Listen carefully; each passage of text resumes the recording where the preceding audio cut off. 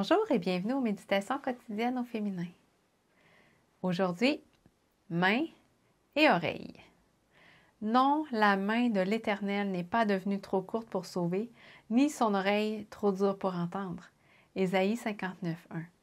On entend parfois dire que les mains sont des amis inséparables et que l'oreille est le guide invisible.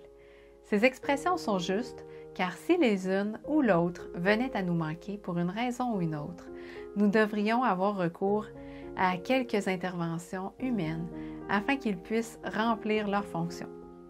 Nous prenons soin de nos mains. Nous les protégeons par des crèmes et nous veillons à ne pas les érafler. Dès l'enfance, on nous enseigne à les garder bien propres.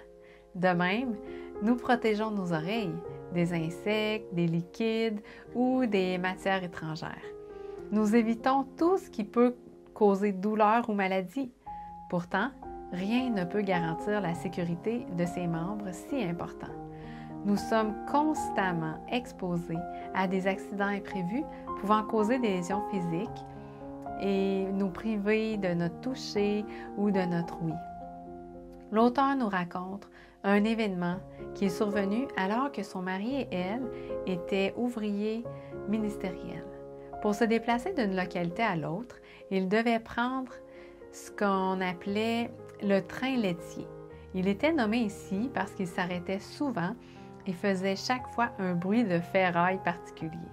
Dès le début du parcours, Ruth posait la tête sur l'épaule de son mari, car elle avait les oreilles fragiles et elle pressentait que le fracas du train pouvait l'affecter. Mais son autre oreille était à découvert. Elle succomba au bruit. Peu après ce déplacement, les douleurs commencèrent. Le médecin consulté prescrivit un médicament qui entraîna des allergies et des brûlures à l'intérieur de l'oreille. Que de souffrance! Ils ont finalement trouvé le remède qui lui convenait et son oreille guérit complètement. Ruth ressentit une immense gratitude envers Dieu parce qu'il n'a pas des oreilles aussi fragiles que les siennes. Les siennes ne sont jamais touchées par la maladie. Il ne perd pas l'ouïe. Aucun bruit, quel qu'il soit, ne l'affecte. Je t'invite à te saisir de la promesse. La main de l'Éternel n'est pas devenue trop courte pour sauver, ni son oreille trop dure pour entendre. Le ciel a des mains prêtes à nous secourir et des oreilles attentives pour nous entendre. Bonne journée dans le Seigneur et à demain.